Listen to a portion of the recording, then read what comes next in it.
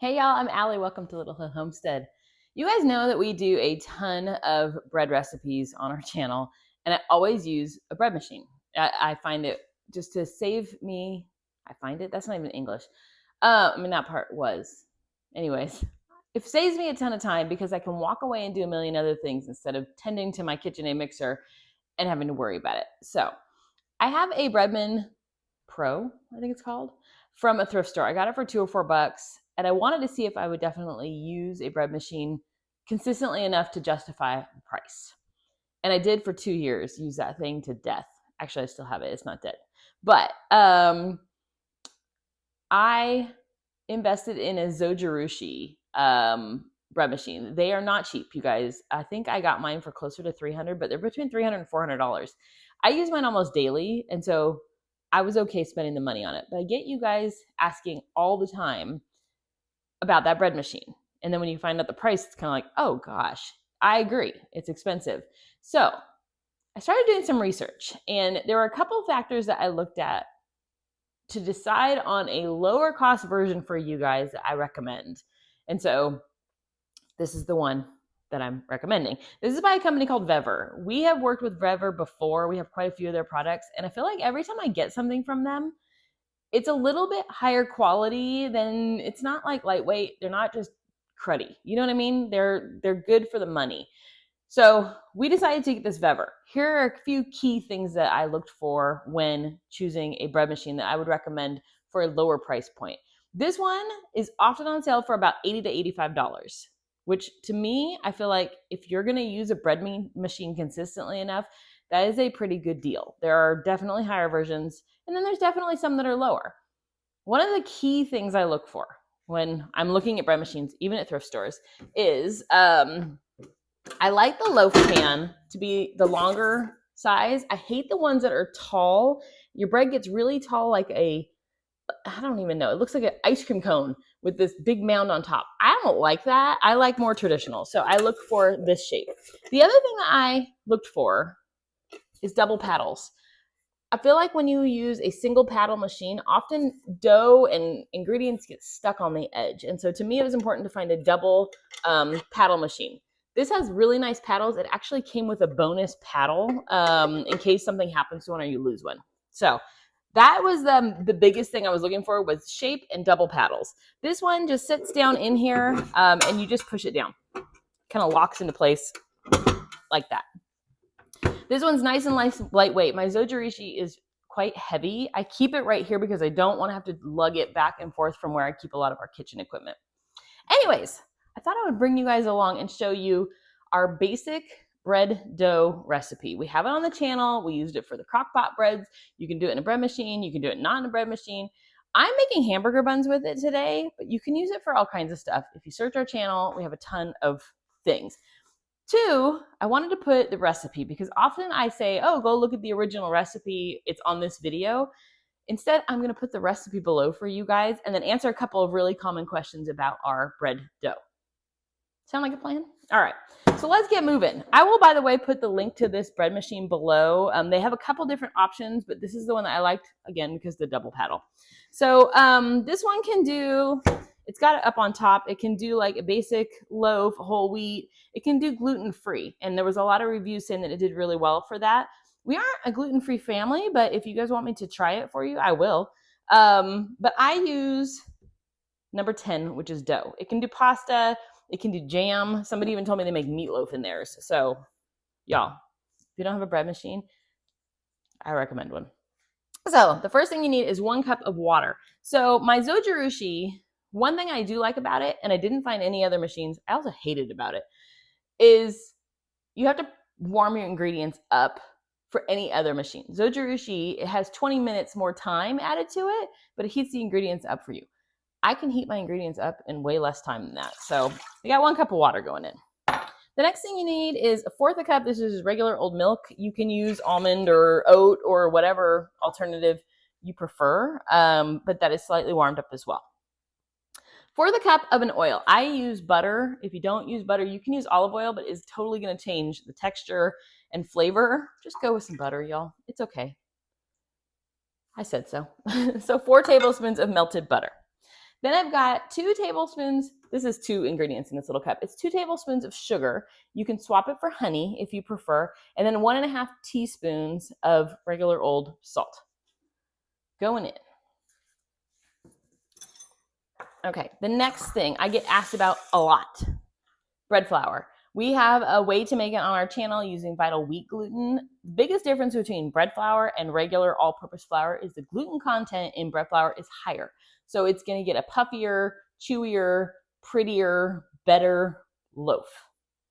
A lot of people say, can I use all-purpose? Absolutely. Your bread is not going to be the same, but that's, if you don't have bread flour on hand and you don't have Vital Wheat gluten, go for it. You'll still have bread. It just isn't quite the same. So you need 3 cups. I know you guys are like, oh my gosh, you don't measure correctly. No, I don't. I just kind of scoop it. I did fluff this a little bit before the video started, but it's 3 1/3. I just use the same measuring cup and it doesn't have a third measuring thing. So I could just kind of eyeball it below a 1/2 cup. Sometimes I think some of you guys say that it's pretty wet. If that's the case, just add a little bit more flour to it. You'll notice pretty quickly as it's mixing if it's too wet or too dry. If it's too dry, just do a little splash of milk or water in there, you guys. It's a pretty simple recipe. We messed with it for years, just kind of tweaking ingredients a slight bit to get a really good loaf. So my nieces, I didn't say start yet, did I? Apparently, I pushed the button. We're hitting stop because I wasn't quite ready. The last thing I get questions on all the time is the yeast that I use. This is the yeast that I use. It's called Bella Rise. I get it it's right around $5 for 2 of these blocks. These are 1 pound each. So you get 2 pounds of this yeast at Sam's Club for about $5. This is instant yeast. Can you see it? I know you guys ask about it nonstop. So this is what we use. I have tried other yeasts and I have found that this one is really, really good. I do want to try the one from Azure Standard because I have read people had really good experiences with it. It's a lot more expensive. So that is what's keeping me. This is just, we do so much of it that I just can't justify spending that much. So it's 2 1/4 teaspoons. I kind of make a well in my flour on the top and put my yeast kind of in the little well. I push my spoon down in there, kind of like gravy and mashed potatoes, right? 2 1/4. All right. Those are all the common questions you guys ask about our ingredients. If you have any questions on anything that I used that I have forgotten, let me know. Hit me up in the comments. Anyways, I'm just going to hit our start button. For the dough cycle, it's 1 hour and 40 minutes. It will beep once if you want to add raisins or nuts or anything like that. I don't do that because that's not the type of dough that I am making. But other than that, I walk away, and in 1 hour and 40 minutes, my bread dough is ready. This does the rise for me, everything that I need to do, except for putting it in the pan for me and letting it do the final rise. So I'm going to bring you guys back and show you in 1 hour and 40 minutes what our dough looks like. I basically wanted to do, I was going to do a side-by-side, but honestly, I don't need that much bread in my life right now. But I wanted to show you that this is a really good, strong machine for the price point that it is at. It gives you a really clean dough, and it's got the double paddles. So there you guys go. Anyways, I will see you in 1 hour and 39 minutes. In the meantime, if you want to check out this Weber bread machine, click that link below. All right, our dough is finished, but I wanted to show you quickly kind of the outside of this machine. I mean, obviously there's like the menu button, timers. This one you can do a homemade, so you can adjust the settings to whatever you want them to be. You can adjust the color from like a light to a dark loaf. These are the pre-made settings. I'm gonna try pasta dough in it. I think that'll be interesting. Anyways, it has 2 windows on the top so you can easily see your dough. And one thing I didn't even realize until I was making, this loaf is I can open the top of it while it is running, where my zojirushi, I can't do that. If I open the top, it stops. Anyways, our dough is done. So let's go form it and see texture-wise what we think. But there's the inside, by the way. Yeah, it's a bread machine, y'all. Yeah. It also came with a little hook, a metal thing, so that if you bake your bread in here and the little paddle gets stuck, you can hook the paddle and pull it out of your bread. Anyways, I'm gonna turn you around and show you what's what. Well, I put my microphone on, but I forgot to turn it on, so you guys get a voiceover Such is life. Welcome in. So anyways, what I'm trying to talk about here is one thing that I really hate about bread machines is when they leave pockets of flour and ingredients that didn't mix in around the edge. Drives me nuts. I can't handle it.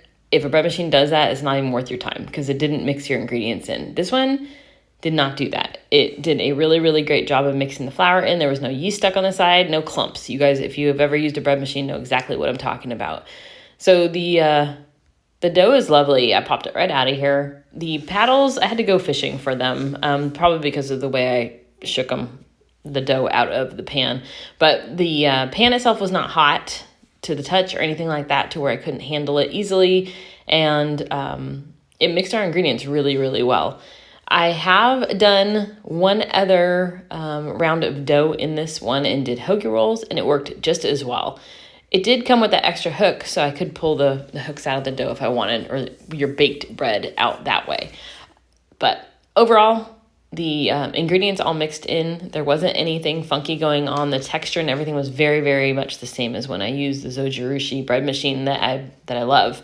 So I'm going to make some hamburger buns. I'm not going to bring you guys along because I have a whole video. So I will link that video below if you want to see us actually make hamburger buns from the dough. But don't forget to look for our bread. We have hoagie rolls. We use this dough for like everything, especially, I mean, look at the reviews on our channel. Once people try it, they just keep using it because it's amazing. But if you are looking for a lower dollar option to a Zojirushi bread machine and not spending $400, I'm going to put a link to this one below from Vever. They also are offering 5% off to you guys right now. So that coupon code will be below as well.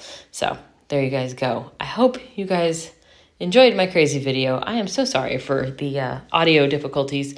We invested in a new camera. We invested in all this new stuff. And y'all, I just can't get the hang of it. So I'm still trying. I will be back to my old self very, very soon with videos coming up at least 3 days a week.